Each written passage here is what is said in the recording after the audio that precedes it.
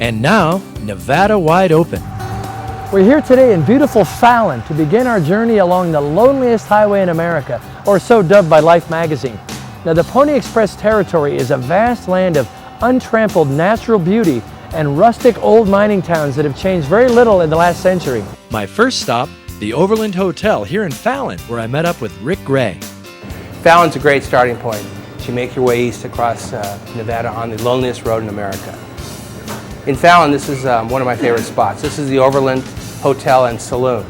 It was built in 1908. It's housed some dignitaries like Theodore Roosevelt. It's also on the original Lincoln Highway.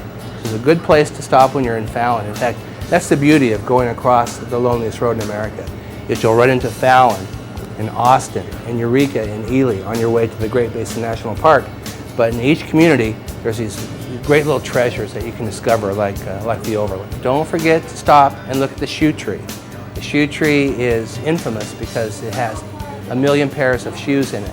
It didn't take us long to discover Highway 50's treasures as we made our way east.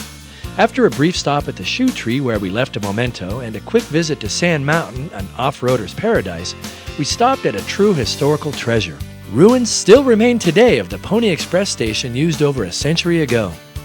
Now, the job description for a Pony Express rider was young, skinny, wiry fella.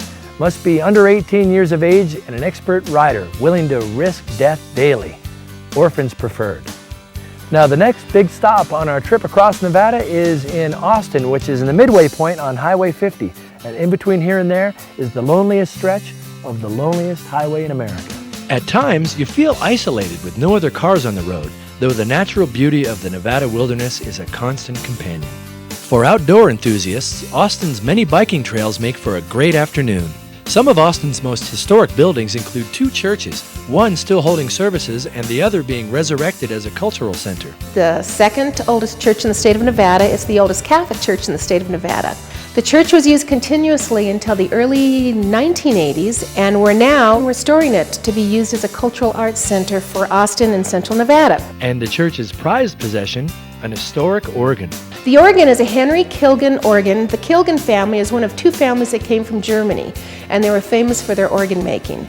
In addition to the restoration of St. Augustine's, the Episcopal Church, built in 1878, continues to serve the community with its services, weddings, and funerals. If you lived in Austin 142 years ago, this is where you come, the Gridley store for your bag of flour, a box of nails, or whatever you needed for the house. Austin is filled with such great places, just rich in history, place you got to come through on your way along the loneliest road in America. One such historic place is the International Hotel. Built here in Austin in 1863, which was the beginning of the mining era in this town. The building and the bar itself was brought down from Virginia City, Nevada, where this was a hotel up there, the International Hotel. Well, Austin is our stopping point. You know, I'm learning that the loneliest highway in America isn't really so lonely as long as you know where to look.